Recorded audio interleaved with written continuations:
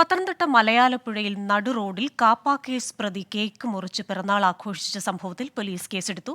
ശരൺ ചന്ദ്രൻ ഉൾപ്പെടെ 26 പേർക്കെതിരെയാണ് പോലീസ് കേസെടുത്തത്. വിവരങ്ങളുമായി പത്തനംതിട്ടയിൽ നിന്ന് എ വി ജയശങ്കറാണ് ചേരുന്നത്. ജയശങ്കർ, കഴിഞ്ഞ ദിവസം സമൂഹ മാധ്യമങ്ങളിലടക്കം പ്രചരിച്ച ചില ദൃശ്യങ്ങൾ, അത് ഒരു സിനിമാ സ്റ്റൈലിൽ ഒന്നൊന്നുമല്ല, ഒന്നിലേറെ കേക്കുകൾ മുറിക്കുന്ന കാപ്പ കേസ് പ്രതിയുടെ ദൃശ്യങ്ങൾ, അതിന് ചില ന്യായീകരണങ്ങളൊക്കെ വന്നിരുന്നു. ഇപ്പോൾ എന്തായാലും കേസെടുത്തിട്ടുണ്ടല്ലോ, വിവരങ്ങൾ.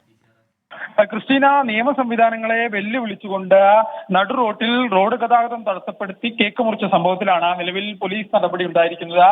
മലയാളപ്പുഴയിൽ നടുറോട്ടിൽ കേസ് മുറിച്ചതുമായി ബന്ധപ്പെട്ട് വലിയ തോതിലുള്ള പരാതികൾ ഉയർന്നിരുന്നു. അതിന്റെ അടിസ്ഥാനത്തിലാണ് നിലവിൽ ഈ ശരൺ ചന്ദ്രൻ ഉൾപ്പെടെ 26 പേർക്കെതിരെ മലയാളപ്പുഴ പോലീസ് കേസെടുത്തിരിക്കുന്നത്. നിയമവിരുദ്ധമായി സംഘം ചേരൽ, പൊതുഗതാഗതത്തിന് തടസ്സമുണ്ടാക്കൽ ഉൾപ്പെടെയുള്ള വകുപ്പുകൾ ചുമത്തിക്കൊണ്ട് പോലീസ് സ്വമേധയാണ് കേസെടുത്തത്. ഈ പൊതുസമൂഹത്തിൽ നിന്നുൾപ്പെടെ വലിയ തോതിൽ വിമർശനം ഉയർന്നതിന് പിന്നാലെയാണ് പോലീസ് നടപടി.